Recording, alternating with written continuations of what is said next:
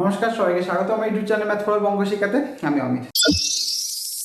তো আমি ভেবেছিলাম যে তোমাদের এই যে rank versus college B pharmacy এই ভিডিওটা আমি করবো না, কারণ আগের ভিডিওতে আমি তোমাদেরকে বলে দিয়েছিলাম যে কোন কোন জিনিসগুলোকে প্রেফার করতে হবে। কারণ দেখো, আমি এই জিনিসটার খুব একটা পক্ষপাতিত্বে নই যে আমি একটা কলেজের র্যাঙ্ক বললাম, সেটা তো বিভিন্ন ফ্যাক্টরের জন্য, যে আমি আগের ভিডিওগুলোতেও বলেছি যে এইগুলো ডিপেন্ড করে বিভিন্ন ফ্যাক্টরের উপর। কারণ সেই বছরের ব্যাচের যে স্টুডেন্টসরা রয়েছে তারা কোন স্ট্রিমটার প্রতি বেশি আগ্রহ দেখাবে বা কোন স্ট্রিমটার প্রতি আগ্রহ দেখাবে না, কতজন পরীক্ষা দিয়েছে, কতজন পাস করেছে, সেই ক্ষেত্রে এই যে বিভিন্ন ক্যালকুলেশন বা ছাত্রছাত্রীদের মধ্যে মার্কসের যে ডিফারেন্স সেটা কতটা বেশি বা কতটা কম, সেই সমস্ত জিনিসের উপর ডিপেন্ড করে সেই বছরে কাট অফ কি যাবে। সুতরাং এই কাট অফ করে একটা হাইপে তুলে দেওয়া এবং সেখানটায় যে ভিডিও করেই আমি তোমাদেরকে সমস্ত কিছু বলে দিলাম, তোমরা শুনে নিলে, তারপরে দেখলে সেই জিনিসটা হলো না, তো এখানটা একটা বাজে সিনারিও তৈরি হতে পারে, মানুষের ওপরে একটা ব্যাড এফেক্ট পড়তে পারে।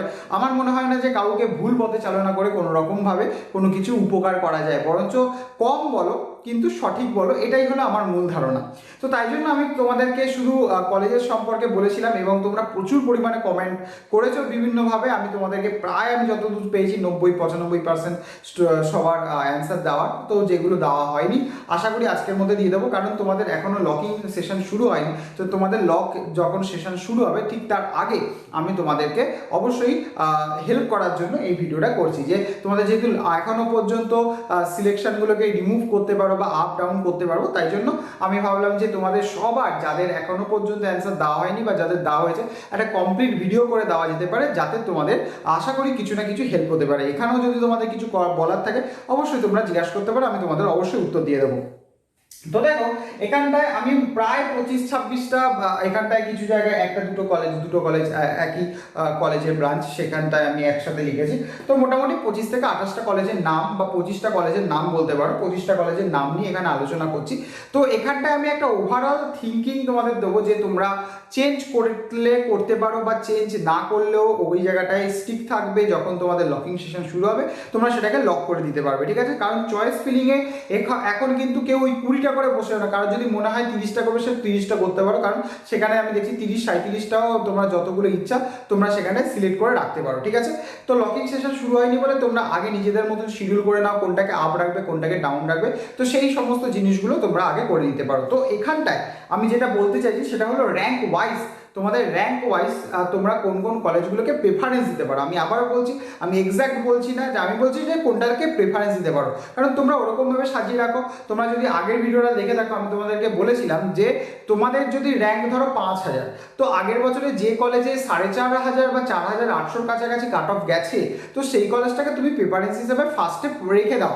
যদি হয়ে যায় এই বছর, কে জানে যে এই বছর কাট অফ ডাউন হবে না আপ হবে, কেউ তো জানে না, তো সুতরাং সেক্ষেত্রে তুমি রেখে দিতে পারো। এবার কারো যদি 8000 র্যাঙ্ক হয়ে থাকে, সে যদি যাদবপুর ইউনিভার্সিটিতে ফার্মাসি নেওয়ার চিন্তা ভাবনা করে জেনারেলে, তো সেক্ষেত্রে আমার মনে হয় যে সেটা তাকে ডাইরেক্ট না বলে দেওয়াটাই ভালো। তো এরকম জিনিস যে তুমি একবারে ডাইরেক্ট ওরকম না বলে, কারণ একটা স্টুডেন্টের ক্ষেত্রে ডাইরেক্ট না বলে দেওয়া তো তার ভাবনাতে কোথাও গিয়ে আঘাত পড়তে পারে, কিন্তু সবসময় যে তোমার মান রেখে কথা বলা যাবে সেটা না, কখনো সত্যি কথাটাকে ডাইরেক্টভাবে বলে দেওয়াটাই ভালো। তো আমার মনে হয় না যে জেনারেল যারা রয়েছে তাদের ক্ষেত্রে 8000 র্যাঙ্ক নিয়ে তোমার যাদবপুর বা জলপাইগুড়ি এগুলোকে সিলেক্ট করাটা মনে হয় দরকার হয় না।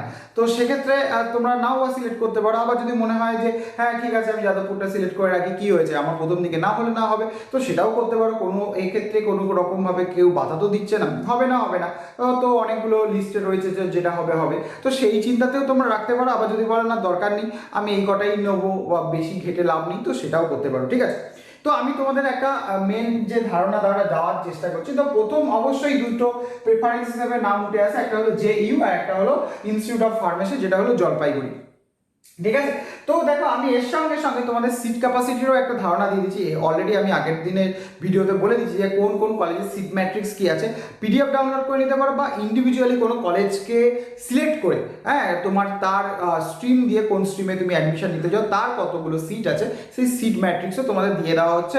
জেনারেলের সঙ্গে সঙ্গে OBC A B ST SC তোমার TFW সমস্তগুলো তোমাদের সুন্দর করে গুছিয়ে দেওয়া আছে। আমি এখানে টোটাল যে সিট ক্যাপাসিটি সেটা নিয়ে আলোচনা করছি। দেখো, যাদবপুরের সিট ক্যাপাসিটি 55 থেকে 60-এর মধ্যে থাকে। তো যাদবপুর অবশ্যই সবার প্রেফারেন্সের সামনে থাকে এবং যাদবপুরের পরে যার নাম দেওয়া যেতে পারে জলপাইগুড়ি, ঠিক আছে, জলপাইগুড়ি ইনস্টিটিউট অফ ফার্মেসি। আমি নিজে হলে আমি ব্যক্তিগতভাবে কিন্তু যাদবপুরের আগে জলপাইগুড়িকে চুজ করতাম, এটা আমার ব্যক্তিগত ধারণা। আমি কিন্তু ওরকম কোনো মত পোষণ করছি না যে এটাই দরকার আছে, আমি কারোর সাথে তর্কে বিতর্কে যেতে চাই না, আমি আমার ব্যক্তিগত একটা কথা বলে ফেলেছি যখন, আর বলে ফেলেছি আর কি বলবো।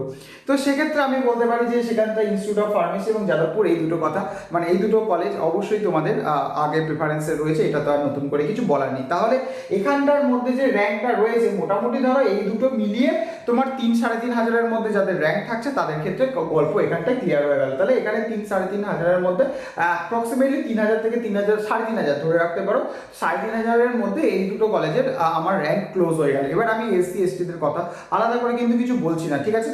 তো আমি অল ওভার একটা তোমাদের থিঙ্কিং নিয়ে কথা বলছি, অল ওভার একটা কনসেপ্ট নিয়ে কথা বলছি। সেক্ষেত্রে এসসি বা এসটি ওবিসি বি, তো সেক্ষেত্রে বিভিন্ন বছর বিভিন্ন রকম কাট অফ যায়। কোনো বছর এই ওবিসিদের সংখ্যা যদি বেশি থাকে সেক্ষেত্রে কাট অফ বেশি যেতে পারে, কোনো বছর কম যেতে পারে। যেমন কোনো বছর হয়তো জলপাইগুড়িতে 2800-তে মানে ওবিসিতে সে হয়তো চান্স পেয়ে গেছে, তো এরকম হতে পারে সে যাদবপুরে হয়তো 1500 বা 2000-এও চান্স পেয়ে গেছে ওবিসি এবি, ওবিসি বিও যদি হতে পারে, তো এরকম হতে পারে। তো সেক্ষেত্রে সেই বছর কতগুলো ক্যান্ডিডেট সেই ক্যাটাগরি থেকে অ্যাপ্লাই করবে সেটা তো কেউ জানে না, সেক্ষেত্রে আগে থেকে ওরকমভাবে বলাটা উচিত হবে না, ঠিক আছে, একেবারে একটা ভুল এফেক্ট করে। তো এরপরে আমি বলবো যে ক্যালকাটা ইনস্টিটিউট অফ ফার্মাসিউটিক্যাল যে টেকনোলজি রয়েছে সেখানটায় অনেক ভালো সিট রয়েছে। তো মোটামুটি এখানটায় 1200 থেকে মোটামুটি 15, এত দূরও যায় না। এবারে দেখ এখানে এটাও একটা ফ্যাক্টর যে কোন কলেজে কিন্তু কতগুলো সিট আছে সেটা তোমাকে দেখতে হবে। এই 57খানা সিট বা 63খানা সিটের থেকে এটা প্রায় 1.5 গুণ, হ্যাঁ 1.5 গুণেরও বেশি।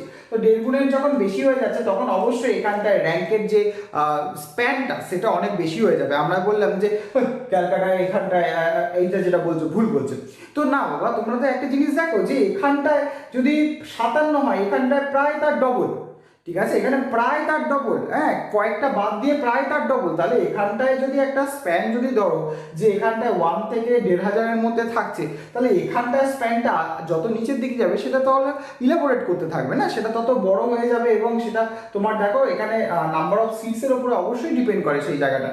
তো এখানে যেহেতু সিট সংখ্যা অনেক বেশি রয়েছে সেক্ষেত্রে এখানটায় র্যাঙ্কের ভেরিয়েশনটা অনেক বেশি হতে পারে। আমি তোমাদের একটা ওভারঅল ধারণা দিচ্ছি, আমি বলছি যে এরকম কিছু থাকলে এই জিনিসগুলোকে তোমরা প্রেফারেন্স হিসেবে প্রথমে রাখবে। আমি বলিনি যে আমি এই দুটো কলেজ ছাড়া আমি কোথাও বলছি না যে তুমি বিসি রয়কে ওপরে তুলে দাও, এই যে দুটো তিনটে ছাড়া তুমি তোমার মতন করে অ্যারেঞ্জ করে নেবে, সেটা তোমার উপর আমি ছেড়ে দিলাম। আমি আগের ভিডিওগুলোতেও বলেছি যে আমি কোনো রকমভাবে তোমাদেরকে বলে দিই না যে এই জিনিসটাই করো, আমি বলেছি যে তোমরা সব কিছু দেখবে বুঝবে তারপরে নিজের মতন ডিসিশন নেবে, সে যে কোনো জায়গা থেকেও, কারণ ডিসিশন তোমাকে নিতে হবে। এইটা কিন্তু সব থেকে বড় কিন্তু ভুল, যে কেউ যদি অন্যজনের কথা শুনে সেটাকে সাজায়, নিজে বুঝে শোনো সবার, করো নিজের, ঠিক আছে, নিজের যেটা বুদ্ধিতে আসবে সেই জিনিসটাই করবে, ঠিক আছে। হ্যাঁ আমরা কি হেল্প করতে পারি, একটা আইডিয়া দিতে পারি, তাহলে সেই আইডিয়াটাকে ইমপ্লিমেন্ট তোমাকে করতে হবে। একটা আউট স্ট্রাকচার, একটা গাইডেন্স যেটা বলা যেতে পারে, সোজা কথা হলো গাইডেন্স, যে এরকম হতে পারে, ঠিক আছে। তাহলে BC Y college of pharmacy এখানটায় দেখো অনেকগুলো সিট রয়েছে, সেখানটায় তোমার এখানটায় 2000 থেকে তোমার 2300-র মধ্যে যাদের র্যাঙ্ক রয়েছে তারা এই কলেজগুলোতে অ্যাপ্লাই, মানে আমি বলছি যে প্রেফারেন্স হিসেবে এগুলো আগে সাজাও, তোমাদের হলেও হয়ে যেতে পারে আর এবং হওয়ার চান্সটা অবশ্যই রয়েছে। এবার যদি এই কলেজটা বিসি ওয়াই কলেজে যদি কারোর 8000 র্যাঙ্কে অ্যাপ্লাই করে অবশ্যই তার হয়ে যাবে, ঠিক আছে, এটা তো কনফার্ম, ঠিক আছে। তো সেক্ষেত্রে এখানটায় দাঁড়িয়ে আনন্দ কলেজ অফ এডুকেশন এটারও মোটামুটি এই রেঞ্জের মধ্যে তোমার যদি র্যাঙ্ক থাকে তুমি এই কলেজগুলোকে প্রেফারেন্স হিসেবে আগে দিতে পারো এবং তোমার এগুলো কনফার্ম যে হয়ে যাওয়ার সম্ভাবনা বেশি। এখানে 63খানার কাছাকাছি সিট থাকে। দেখো বেঙ্গল কলেজ অফ ফার্মাসিউটিক্যাল এটার হলো দুটো ব্রাঞ্চ আছে, একটা দুর্গাপুরে একটা হলো দুবরাজপুরে, হ্যাঁ একটা বীরভূমে রয়েছে দুবরাজপুরে। তো মোটামুটি এখানেও যদি দুর্গাপুরটায় কিন্তু কাট অফটা বেশি যায়, ঠিক আছে, তোমার এখানটায় তোমার 2.5 থেকে 25K যদি হয় এখানটায় কিন্তু একটু বেশি যায়, ঠিক আছে, দুবরাজপুরটায়। তো এক্ষেত্রে তোমার দেখো সিট সংখ্যা বোথ দুটোতেই 105 করে রয়েছে। তো আবারও একটা কথা আমি বলি, যে এই কথাটা বলতে বলতে যে অনেকের পছন্দ থাকে যে আমি ভালো প্রাইভেট কলেজে পড়বো, অনেকের থাকে যে আমার গভর্নমেন্ট চাই, কারণ অনেকে ধরো গভর্নমেন্ট হলো, সবাই তো গভর্নমেন্ট চায়। তো গভর্নমেন্ট হলো না, কেউ বলছে যে আমি দূরে গিয়ে কোনো প্রত্যন্ত গ্রামে গিয়ে কোনো গভর্নমেন্ট কলেজে পড়বো না, তার থেকে আমার নামজাদা একটা প্রাইভেট কলেজে পড়া ভালো। তো সেক্ষেত্রে সে করতে পারে, তাতে কোনো অসুবিধা নেই। সে এনএসএসএম হোক বা তোমার হলো তোমার বিসিডিএ হোক, এই সমস্ত কলেজগুলোতেও সে যদি যায় তাহলে সেখানে ভালো ইন্টার্নশিপের ব্যবস্থা থাকতে পারে, সেখানটায় ভালো প্লেসমেন্টের সুযোগ থাকতে পারে। মোটামুটি ধরো আমার যদি ইনস্টিটিউট অফ ফার্মেসির কথা বলি, এখানটায় ভালো তারা ইন্টার্নশিপের ব্যবস্থা করে, মানে অন ক্যাম্পাস অফ ক্যাম্পাস তারা কাউন্সিলিংয়ের ব্যবস্থা করে দেয়, সেখানটায় তাদের প্লেসমেন্টেরও অন ক্যাম্পাস অফ ক্যাম্পাসের ব্যবস্থা থাকে। তো এই সমস্ত জিনিসগুলো আমরা দেখে একটা প্রাইভেট কলেজে ঢুকতেই পারি। সেক্ষেত্রে অবশ্যই একটা গভর্নমেন্ট কলেজ এবং একটা প্রাইভেট কলেজের মধ্যে ফি স্ট্রাকচারে একটা হিউজ ডিফারেন্স থাকে। তো সেই জিনিসগুলোকে তোমাকে প্রায়োরিটি দিয়ে সেই জিনিসগুলোকে তোমাদের দেখতে হবে। কারণ দেখো, একটা গভর্নমেন্ট কলেজে নিই বা একটা প্রাইভেট কলেজে বা সেটা আমাকে দেখতে হবে সেটা কতটা দূরে রয়েছে, কি রয়েছে, আমার মেস খরচা কত রয়েছে, সেই সমস্ত জিনিস ভেবেচিন্তে যদি আমার যে বাইরে থেকে তার যদি মেস খরচাটা বেশি হয়ে যায়, সেক্ষেত্রে কলকাতা থেকে সেই টাকাটা মোটামুটি যদি 50,000 টাকাও এদিক ওদিক হয়, অনেকে বলে বাড়ি থেকে যাতায়াত করো, দূরে যেতে হবে না। তো এই সমস্ত জিনিসগুলো কিন্তু তোমরা অনেকে মাথায় রেখে কাজগুলো করে, ঠিক আছে। যেমন বেঙ্গল স্কুল অফ টেকনোলজি 105টার কাছাকাছি সিট আছে, ভারত টেকের কাছাকাছি মধ্যেও, মানে ভারত টেকেও কিন্তু 105টার কাছাকাছি সিট আছে। মোটামুটি এই রেঞ্জের মধ্যে র্যাঙ্ক হলে এই কলেজগুলোতে হয়ে যেতে পারে তোমার। হ্যাঁ, এমিনেন্ট কলেজ অফ ফার্মাসি 63টা, এটাও তোমার র্যাঙ্ক মোটামুটি এই রেঞ্জের মধ্যে থাকতে হয়, ঠিক আছে। এবার দেখো, এটাও প্রায় আমি 8-এর মধ্যে লিখেছি, এটাও মোটামুটি 8-এর মধ্যে রেখেছি। এখানে দেখো 105টা সিট আছে বলে কিন্তু এর পরিমাণটা আমি বাড়িয়েছি, এটার কিন্তু তোমার পরিমাণটা 23 রয়েছে। তাই জন্য ভালো করে বুঝবে যে দুটোর আমি তোমার স্টার্টিং যে ওপেনিং র্যাঙ্ক সেটা যদি একই রাখি, কিন্তু ওটার সিট সংখ্যা বেশি বলে ওখানে কিন্তু ক্লোজিং র্যাঙ্কটা আমি ওরকমভাবে সাজিয়ে। তাই জন্য আমি বলছি এটা একটা জাস্ট ওভারভিউ, যে তোমার যদি র্যাঙ্ক এরকম জিনিসের কাছাকাছি, মানে এরকম মধ্যে থাকে, তোমরা এই জিনিসগুলোকে প্রেফারেন্স হিসাবে রাখতে পারো, ঠিক আছে। এবারে এটার থেকে আরো বেশি হতে পারে, যে 40K গিয়েও এই বছর শেষ হতে পারে, সেটা তো আমি বলছি না। আমি বলছি এর মধ্যে থাকলে তোমরা চেষ্টা করবে, তো ঠিক আছে।